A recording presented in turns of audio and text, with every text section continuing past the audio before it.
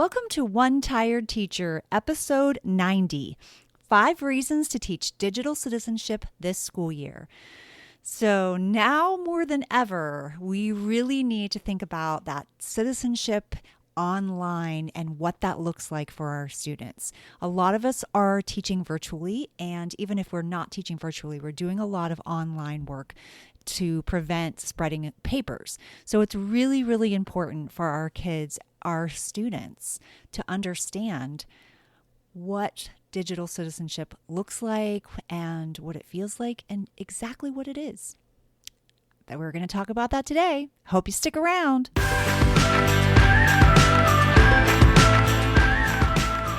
Welcome to One Tired Teacher.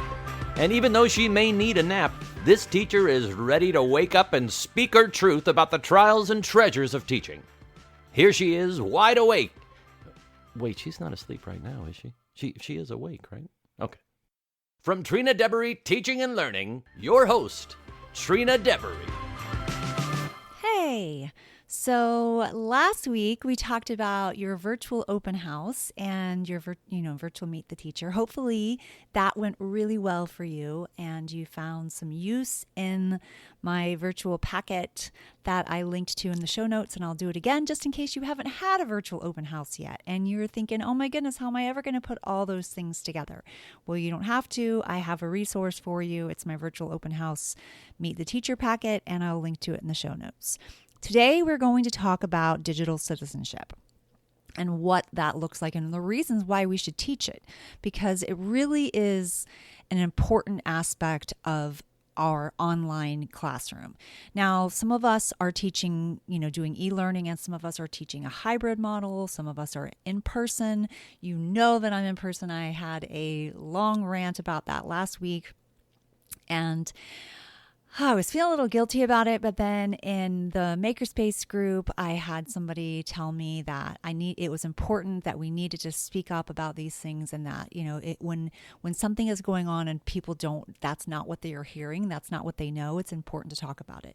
And I agree, and that made me feel better. And so I apologize if I brought you down, because I know you're trying so hard to stay positive and to figure out what to do. So I think I told you last week that my philosophy with my team used to be where we kind of gave ourselves a little bit of time to vent and complain and moan and cry, and it was brutal. But I feel like it's important to do that, because I think sometimes when we just tell people to be positive and have a good outlook and we've got to be there for the kids and all those things, it's almost demeaning, and it undervalues your feelings. It pushes your feelings aside. And I think we do that way too often for teachers. And I don't think that we have to always push our feelings aside. I think we're allowed to feel them. I think we should feel them. I think that's really important. And then I know after we've had a little bit of time to feel our feelings and to deal with our grief, you might want to call it, then we need to figure out, what do we have to do? Because in the end, we all want to show up for kids wherever that is. And so what do we do now that we're in the situation? So we're here. And what is that going to look like? Just like what it looks like when you come back to school, when you are creating those very important procedures and routines, and you are getting your class, set up to run the way that you want it to run. And if you don't take the time to do that in the beginning of the year, you totally pay for it all the time for the rest of the year. It's that same thing in your online space. You want to set up those procedures and those routines. You want to build that community. So that is very important. And if it's not going the way that you want it to, then you're going to need to stop and reteach, model, and show them, allow them to practice, and then let it run from there. So those are really important. And I think one important part of that is teaching digital citizenship. And, now more than ever, students are online and they're communicating online, and they're learning online. And it really is our responsibility as educators to extend our learning, our teaching from the classroom to the online world, especially when it comes to citizenship and what that might look like, in a virtual world. Digital citizenship refers to responsible technology usage, and teaching digital citizenship is essential to helping students achieve and understand digital literacy, as well as ensure that we are preventing cyberbullying, that we are staying safe online, that we are teaching children a balance in device usage. We are teaching digital responsibility. We are teaching digital health and wellness. And so that's really important. So why should we teach digital citizenship? Yeah. Well, if we're wondering why, we've got to look around. We've got to see that we've got a lot of kids, even preschoolers, online. So if we have kids online from all ages, we really need to teach them appropriately how to behave, how to act, what to look out for, and how to function in an online society, because that's where we are right now. And teaching digital citizenship, it really equips students with knowledge and skills and resources so that they can succeed as a lifetime learner. It also helps them to learn to engage within a digital environment with responsibility and confidence, to develop as leaders who will leave like a meaningful impact on the lives of others. And that can be really powerful. And so that is really the main reason we teach digital citizenship. So I want to share 5 reasons. So the first one is we want to expose kids to information literacy, because they are able to get online and pretty much find answers to any questions that they could possibly ever have or imagine. They're searching on Google, they're looking on Wikipedia, they're in multiple dictionaries, thesauruses, and other references, and, online zoos and museums and all these great places to find information. We want to teach children how to sift through that and how to determine where they, what is accurate, what is a truthful and factual piece of information. And then we want them to be able to analyze that and determine it. Now, are we going to teach them how to determine that at 5 years old? No, we're probably going to be a little bit more basic. We're probably going to talk to them about device usage and balancing that, and like what it means to be kind to others and to be safe and to be, respectful of other people's feelings. And we might teach them those kinds of things, but we're not going to jump right into like analyzing if something is true or false. So there is definitely a progression of learning. And actually, I have created some digital citizenship units, and I will link to those in the show notes as well on my store on TPT. And I have them ranging from kindergarten to 3rd grade. I just finished the kindergarten one, or I should be finished by the time this comes out, because it's Saturday. I'm recording it. It goes live on Thursday, and I am almost finished with kindergarten. And I wanted to finish 4th grade, but I don't think I'm going to get it finished for the beginning of the year. So that is unfortunate. I'm going to try, but I don't. If you've already started school, you probably already want it. I think the 3rd grade one can work for 4th graders as well. I just think there's a little bit more, but depth I'd like to go to with 4th grade, especially about information literacy. But at the same time, you only have as much time as you have in the day. You can want more, but that's too bad sometimes. So that's the first reason why we should teach digital citizenship, is really information literacy and how important it is to be able to utilize sites and apps and our resource, this wealth of resources that we have on the internet. The second reason is we really want to prevent cyberbullying. We really want to keep kids safe and protected, and that is essential in this world, in this day and age. It's very easy for for kids to get lost sometimes in sites that are not appropriate for them, and people are looking out for kids, and I don't mean in a good way. So we really want to be careful of that. It's also easy to spout things out to another person when you're online, because you feel like you have this false sense of no one can touch you. You've got this mentality of I can just say whatever I want. I don't have to think twice because I don't actually see a person. And so cyberbullying can become very real for kids and even for adults. So it's really important to help prevent that. And we want to teach kids how to be kind to one another. And we want to teach them to think about the people that are behind the screens on the other end of the conversation. And those kinds of things are very, very important. We want to teach them like the rules, digital rules, the do's and the don'ts. We want to encourage students to be open, and we want them to encourage them to report any behavior that makes them uncomfortable. And that's important. They need a safe place to be able to tell that to. And sometimes that kind of stuff even happens on like online games. I listen to my son. Sometimes he's 16 and he plays Fortnite, and he's in there and they're yelling and they're saying like mean things to each other. And it's like, I'm like, stop doing that. That's awful. That's mean. We can't allow kids to behave that way and treat one another in such abusive ways.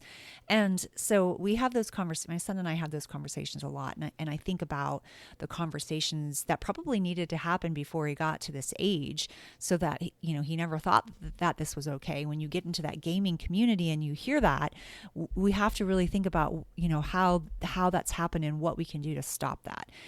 And especially for our younger students who don't need to hear that kind of language or that kind of conversation. So I think that that's an important reason why we should teach digital citizenship.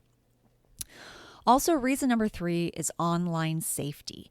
We want to really pay attention to where students are going. Now, a lot of schools block sites that are inappropriate, but sometimes that doesn't happen. Like sometimes kids get into those things, and we really want to teach them to ask permission before they go to different sites or before they get on different apps. That's an essential component, especially when they're in kindergarten and first grade and even second grade. For a while, we really need to be monitoring them as parents, and we need to be monitoring them as teachers as well. So I think that's an important reason to teach digital citizenship. It's, we want to teach kids that we want them to be safe, and we don't want them to fall victim to potential threats that can really be awaiting them online. And we have to teach them to trust their gut, and we want to teach them to notify a trusted adult when things just don't feel right. So that's really important. And all these things play a vital role in keeping students safe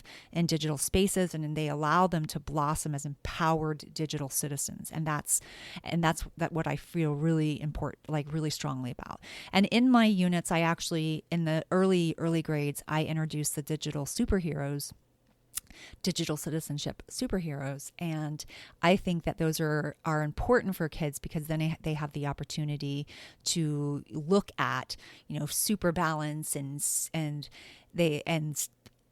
that's the one that's coming to my head right now, because they're like learning about balancing when they should be online and when they should be offline, and how important it is to also be offline as well, because sometimes we have a lot of screen time, and that's not good for our kids, their brains and their eyes and their developing bodies. Like those are important. So I introduced them to the digital citizenship superheroes, and they can feel more like, the good, superheroes are good guys, and they're there to help us and protect us. And that's kind of the mentality I was thinking for these units.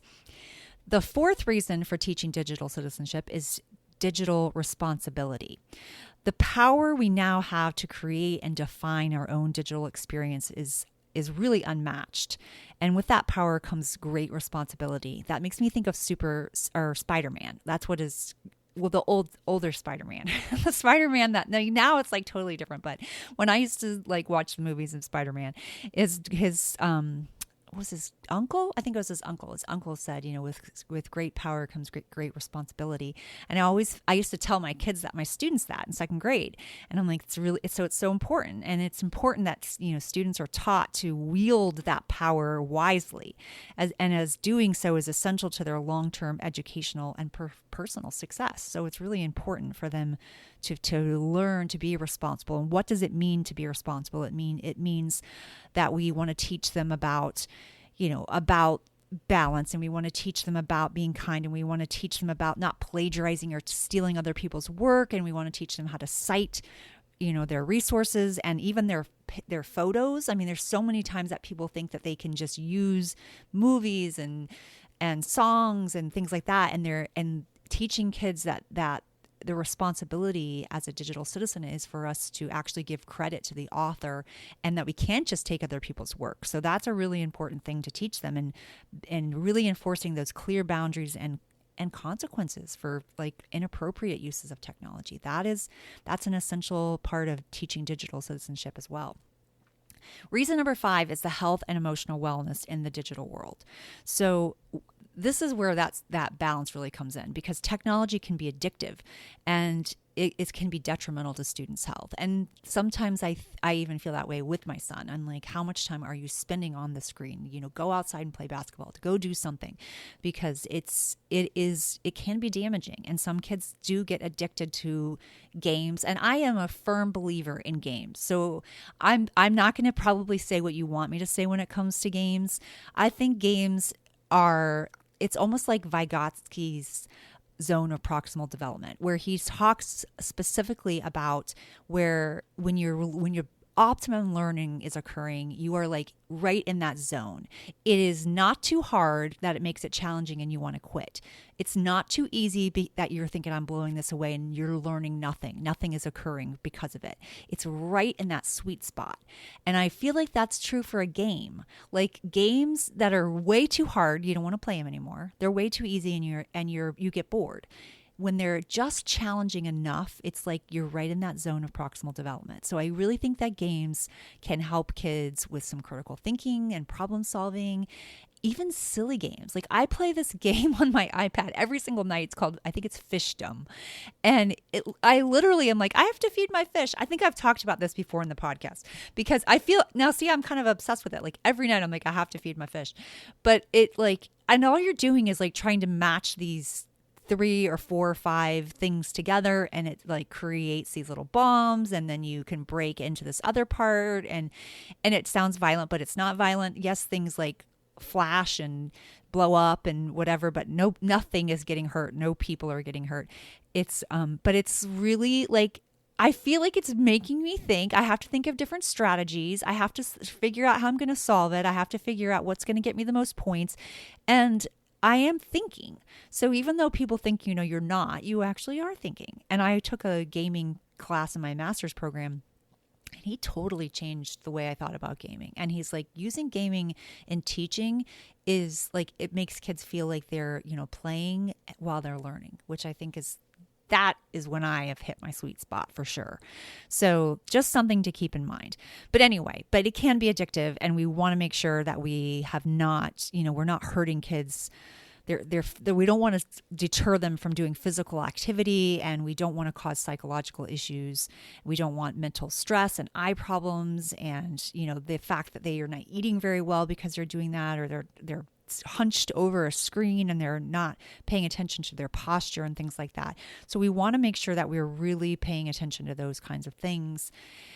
And digital citizenship is just one way that we can teach kids to pay really close attention to that kind of stuff, and that they can learn to have limits on how much time that they spend on the computer.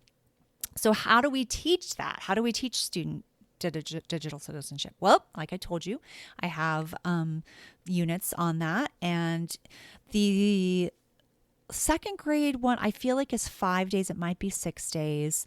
And it doesn't have to be like really time consuming. It can take like 30 minutes, and again, it's part of like your community building.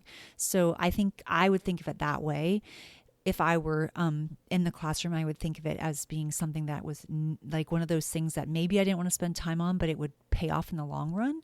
So that's how I would think about it. In like kindergarten, I think my unit is ending up being 3 days. So it's just 3, short little activities that you're doing. You could make it into 4 days if you wanted to spend less time doing the activity, but I've put some things in there for kids to really think about, and I do have videos that I found on YouTube integrated, and so hopefully that will help teach that. If you are trying to do this on your own, there are other resources out there. There are videos on YouTube that talk about digital citizenship and balance, and and things like that. So some of those can be really helpful as well.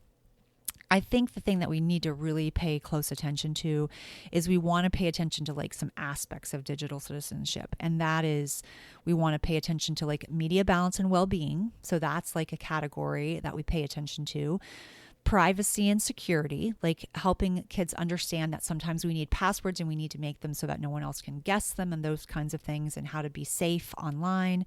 We want to teach kids about digital footprints and identity, and how things that we put on the internet are on the internet forever. And we that's a big responsibility, so it's something to definitely keep in mind. We want to teach kids about relationships and communication, like communicating with other people in their class, other people across the internet, across the world. We want to, very importantly, talk about cyberbullying and digital drama and hate speech. Like when we use certain words, it's considered like hateful speech, and we want to eliminate that from our vocabulary. We want to be inclusive, and that's a really important time to talk about being inclusive for all, and like, the ability to diversify the people that are around you, because you're in this online world. That's a magical thing, and that's a really good time to talk about, like, taking other people's culture and their backgrounds and their ethnicity and their gender, all that, and allowing it to be like a good space to be yourself, and to be proud of who you are, and that you do have different backgrounds, and that's a good thing. So, and still seeing that, still recognizing that background. So I think that can play into that kind of diversity teaching, and I think that's important. And then another part of digital citizenship that I think it's important to focus on is like the news and the media, the literacy. Again, like analyzing your, like, where, like what's happening, like where am I getting this information, and is it going to be relevant and true? Can I believe everything I read on Wikipedia? Like, I mean, especially when you start looking at research for kids and helping them to find credible sources, I think that's really important. So those are just some things to think about with digital citizenship. And I think that it really I think it needs to be integrated from the beginning. So I think it's, especially with what's going on right now in our elementary schools, actually in our schools all over the place. Like, the earlier the better that we start talking to kids about this and about being responsible digital citizens. And I think the better. I really do.